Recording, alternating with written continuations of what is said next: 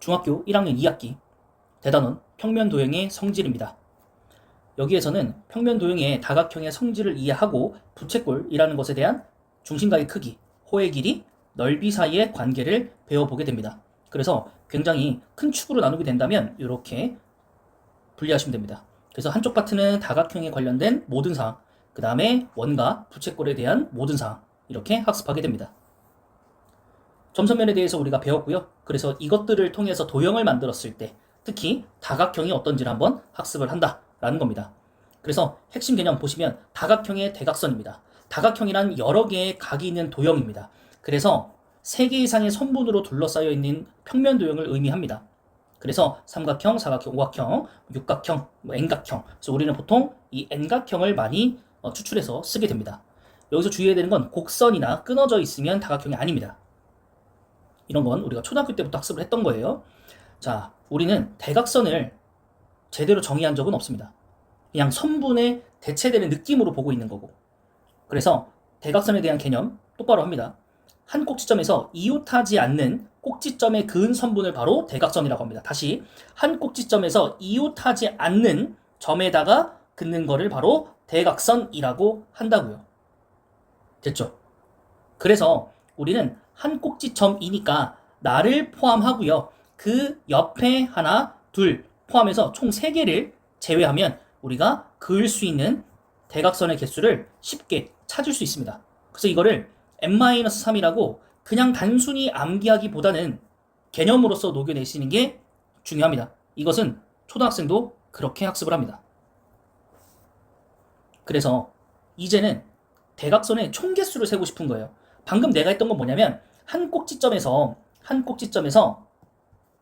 대각선이라는 걸 긋고 싶었을 때 우리가 쓰는 겁니다. 그래서 n-3. 근데 이거를 여기서도 했지만 여기서도 해볼 수도 있고 여기서도 해볼 수 있고 여기서도 해볼 수 있고 여기서도 해볼 수 있잖아요. 몇 가지? n가지를 해볼 수 있다는 거죠. 그랬을 때 우리는 여기서 이렇게 그었을 때와 여기서 이렇게 그었을 때 쌍방이죠. 겹칩니다. 그래서 한 대각선당 2번씩 겹치게 되어 있다라는 거죠. 그래서 이걸 2로 나눈다. 개념대로 외우시면 사실 공식을 크게 기억하지 않아도 나중에 유도해낼 수 있어요. 다시 한번 하겠습니다. 대각선이란 이웃하지 않는 점에다가 긋는 선분이기 때문에 나 자신을 포함한 3개를 빼고요. 그것을 n번 반복했었을 때 2개씩 나오기 때문에 2로 나누자. 그럼 그게 바로 대각선의 총 개수 공식이 됩니다. 됐죠? 유도해낼 수 있는 건 최대한 유도해내면서 암기를 하셔야 오래오래 기억할 수 있습니다. 자, 그 다음 개념은 내각과 외각입니다. 내각이라는 건 우리 내항, 외항 이런 것처럼 안쪽에 이루어져 있는 각이라고 보시면 되고요. 외각은 그 내각의 반대편이다라고 하시면 좋습니다. 됐죠? 여기서 이렇게 사전적인 정의를 크게 외울 필요는 없어요. 안쪽에 있는 각, 바깥쪽에 있는 각. 그리고 이 내각과 외각을 더하면 무조건 180도를 이룬다라는 겁니다. 왜냐? 여기 외각의 정의 중에 이 다각형의 한 변을 이렇게 연장시켰을 때 각이기 때문에 여기가 무조건 180도가 될 수밖에 없는 거죠. 오케이? 자, 그리고 나서 이쪽에서 예시를 하나 좀 잘 드러났어요. 시계바늘의 크기를 구할 땐 작은 쪽과 큰 쪽이 있어요. 그래서 이거 항상 물어보기 때문에 내각, 외각 뭐 이런 얘기를 할 수 있겠다라는 겁니다. 자, 외각은 2개를 찾을 수 있어요. 한 내각에 대해서 외각은 2개를 찾을 수 있어요. 막곡지각으로 크기는 같거든요. 그래서 크기는 하나인데 외각은 2개라고 표현하는 겁니다. 이게 어색하신 분들은 우리가 뭐 다음 대단원 입체도형 가서 배우게 될 거지만 이미 초등학교 때 학습을 했습니다. 우리가 사각기둥은요 이렇게 밑면이 2개입니다. 근데 이 밑면이 합동이어야 되죠. 그런 것과 비슷한 평면도형에서의 각의 특징이다. 이렇게 이해해 주시면 조금 더 빠르게 받아들일 수 있을 것 같습니다. 그 다음에 내각과 외각에는 아주 중요한 성질이 있어요. 특히 내각보다는 외각에 좀 더 초점을 가해 주어야 되는데 이 내각에서는 어떤 게 존재하냐? 세각은 무조건 180도다. 그래서 증명하는 방법 3가지가 있는데 이건 그렇게 크게 사실 중요하진 않고요. 외각이 제일 중요합니다. 이것은 특히나 삼각형의 외각이라고 불리우는 제가 아주 제일 중요하다고 생각하는 것 중에 하나입니다.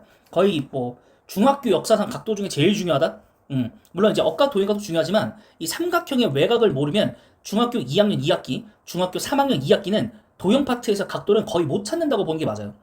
이 억각과 동의각은요 사실 평행선에서만 발생하기 때문에 평행선을 그을 수 있는 문제가 아니면 사실 출제가 되게 어렵습니다. 삼각형 외곽은 그냥 삼각형만 그려져 있으면 쓰는 거예요.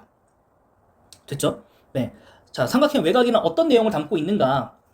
1번, 2번, 3번 있었을 때 이 3번의 외곽이 바로 1번, 2번이잖아요. 아, 죄송합니다. 1번, 2번, 3번이 있었을 때 3번의 외곽 자력이 파란 색깔인데요. 이 파란 색깔의 각도를 구하는 방법은 바로 그것을 제외한 나머지 내각인 1번과 2번을 더하는 것이다 라는 개념입니다. 오케이? 자, 그러면 얘가 어떻게 되는 건지를 중학교 1학년 관점에서 설명한다면 이 선과 평행이 되는 걸 그어주는 겁니다. 그래서 밑에처럼. 그렇게 되면 동의각이 존재하고요. 억각이 존재하는 겁니다. 여기 선을 이렇게 돌았다 치면. 그렇게 되기 때문에 결론적으로 따지고 봤었을 때 1번, 2번의 각도가 3번의 외곽과 동일하다. 이렇게 증명하는 게 첫 번째고요. 두 번째는 이게 이제 문자식으로만 배우면 할 수 있는 건데 이제 x, y, z라고 한번 해봅시다. 그리고 우리가 여기를 k라는 각으로 지칭을 한번 해볼게요. 그래서 우린 최초에 이런 걸 하죠. z 더하기 k는 180도다. 그리고 x 더하기 y 더하기 z가 180도다. 그래서 우리가 처음에 z라는 걸 구하게 되어 있어요. 이렇게. 그리고 z가 어디 들어가요? 여기 들어가겠죠? 그리고 이걸 어디서 빼요? 180도에서 이걸 빼요. 이렇게. 그러면 우리가 분배 법칙을 적용하게 된다면 이렇게 하면 마이너스지만 이렇게 와서 얘가 플러스가 되거든요. 그럼 그 순간 180도는 사라지고 얘는 플러스로 그냥 덩그러니 나옵니다. 뭐가? K가. 그래서 이런 식으로 문자로도 정리할 수 있는 게 삼각형 외곽이다. 증명하는 방법은 많다. 그래서 이거에 대한 좀 깨우침이 필요하다라는 겁니다. 그래서 위치로만 확인하시는 거 아닙니다. 이따가 문제 풀 때 제가 또 보여드리도록 하겠습니다. 자, 내각의 크기의 합입니다. 이거는 아까 첫 번째 대각선 개념하고 연동되는 겁니다. 그래서 우리가 다시 한번 복습을 한다면 대각선이 뭐였다? 한 꼭지점에서 나와 이웃하는 거 제외한 점에다가 긋는 선분을 바로 대각선이라고 했다. 그래서 n-3이라고 했잖아요. 그리고 났을 때 이 삼각형은 180도라고 아까 중요하다고 얘기를 했고 이렇게 내가 선을 그으면 토막은 두 개가 납니다. 초등학교 때 많이 해보는 거잖아요. 내가 어떤 나무 토막을 3번 잘라요. 하나, 둘, 셋. 그럼 3개가 생기나요? 아니죠. 4개가 생기죠. 하나가 더 생기는 거예요. 잘랐기 때문에. 그래서 대각선의 개수보다 하나가 더 많습니다. 그래서 대각선의 개수보다 하나 더 많아집니다. 그래서 얘는 따로 외우진 않아도 돼요. 내가 대각선을 그어보고 그거보다 하나 더 많다라는 개념만 본인이 인지하시면 돼요. 그러면 삼각형이 나오면 이 삼각형이 나오는 이 내각들은 전부 다 180도란 말이에요. 그쵸? 그래서 그 삼각형의 개수에 곱하기 180을 하면 n각형에 대한 내각의 크기 합이 나온다 이런 개념이에요. 이게 개념으로 따지면 굉장히 좀 어려운 개념 중에 하나라서 잘 봐두실 필요가 있어요. 제가 이렇게 하나 잘랐잖아요. 그랬을 때 이 삼각형의 내각 그리고 이 삼각형의 내각을 잘 살펴보시면 그 내각들이 전부 다 사각형의 내각이랑 동일합니다. 위치가. 그래서 이렇게 해서 더하는 거예요. 오각형도 마찬가지고 나중에 칠각형도 마찬가지입니다. 그래서 요거를 필히 암기를 좀 하자. 그리고 내용을 암기를 좀 동반을 했을 때 좋아야 되니까 앞에서 유도할 수 있는 거 최대한 유도하면서 넘어오시길 바라겠습니다. 그 다음 나머지 뭐가 있냐? 그렇게 해서 정다각형의 총 내각의 합을 구했으면 그걸 n등분을 하면 정다각형의 한 내각의 크기가 나온다라는 겁니다. 그래서 예시 보시면 정12각형에 대해서 문제가 나왔는데 n-2를 해야겠죠. 삼각형보다 하나 더 많으니까. 그럼 10개의 삼각형이 생겼을 거고 그 삼각형 하나당 내각의 총합은 180도니까 1800도가 총 내각이 되고 그거를 다시 한번 12로 나누게 되면 한 내각의 크기가 나온다라는 겁니다.